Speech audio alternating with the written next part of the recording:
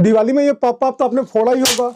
आपको पता है इसके पीछे की साइंस क्या है? आइए हम आपको समझाते हैं। इसके भीतर होते हैं महीन छोटे छोटे पत्थर, जिसके ऊपर एक स्पेशल पाउडर लगा होता है। और ये पाउडर फ्लैश पाउडर या ब्लैक पाउडर नहीं होता है, बल्कि होता है सिल्वर फिल्मिनेट, जो कि काफी एक्सप्लोसिव होता है और शॉक सेंसिटिव होता है, हीट सेंसिटिव होता है। तो इसको जैसे ही हम फेंकते हैं, शॉक लगते ही इसका एक्सप्लोजन होता है, और इसके एक्सप्लोजन से सिल्वर निकलता है, जी हाँ चांदी, और साथ में कार्बन मोनोऑक्साइड और नाइट्रोजन और ऑक्सीजन गैस निकलती है, जो कि इसकी कवर को फाड़ देती है, ब्लास्ट करा देती है, और उसी की आवाज को हम आप सुनते हैं।